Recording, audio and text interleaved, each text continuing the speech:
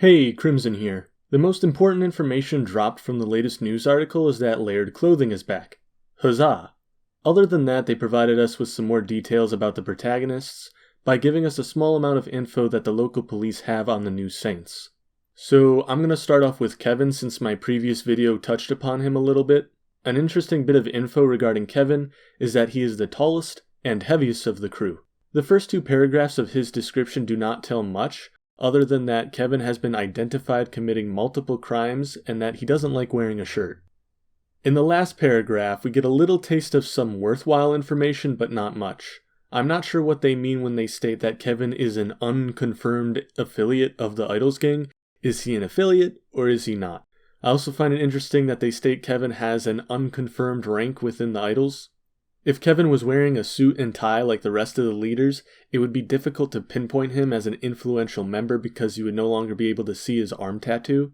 Not only that, but it seems as if the leaders can freely manipulate the display of their cat helmet to be many different things like a demon or giant eyeball. Theoretically, if Kevin wanted to, he could be posing as one of the leaders within this shot in the trailer, except for one major issue. There is a bullet wound on Kevin's cat helmet. This means that in order for him to be one of these members, he would need to have access to a different helmet that is in pristine condition. It is possible that he has a spare helmet, and it is possible he could simply steal one of the other leaders' disguises, but I kinda doubt this to be the case. Based on what information we have, I don't believe Kevin is a very high-ranking member at all. Even if Kevin was an influential member of the Idols, I bet that he wouldn't wear a suit and tie because that wouldn't fit in with what we have been shown of his character thus far.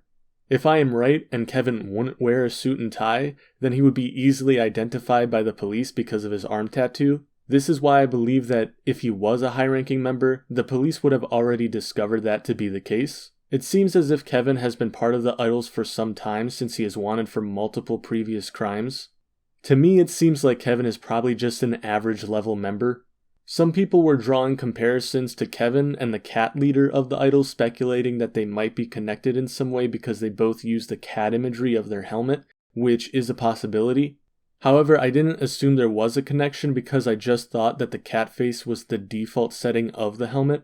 It seems to me as if they can manipulate what is displayed on their helmets, and I thought that Kevin and the cat leader were just too lazy to make significant changes to their appearance.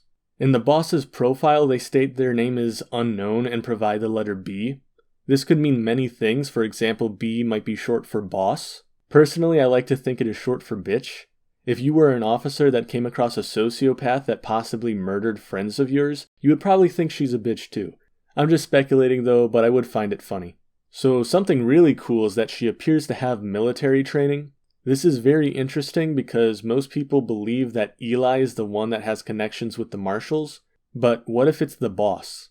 We already know the Marshals provide the military with weapons, so it's a possibility. Something has been bothering me a while about Nina. She is constantly referred to as being the best getaway driver. I always glossed over this fact, but what if Nina is the new wheel woman? One of the game mechanics that I wished was brought back in my wishlist video was the wheel woman from Saints Row 1. What if we can call up Nina as our homie and she ends up serving us as the new wheel woman? That would be pretty awesome.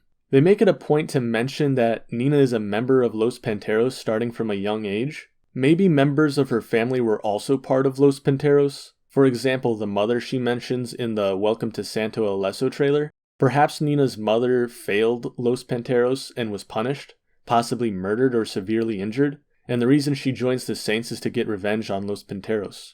Eli's description is just funny. Imagine Eli trying to perform an armed robbery. He obviously failed because the police description mentions that he gets apprehended. How on earth did Eli manage to feign innocence when trying to commit an armed robbery and remain safe until the other Saints showed up?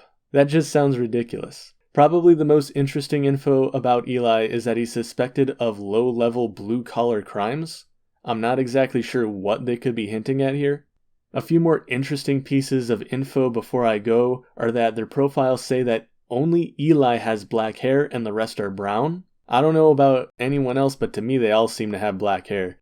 And another thing is that all of them have brown eyes. Each of the protagonists have a case number to identify them. If you can think of any meaning behind these codes, let me know. Perhaps they will utilize these codes in the future trailers or within the game. Anyways, that is all for the video. I hope you all enjoyed, and I hope to see you all in the next one.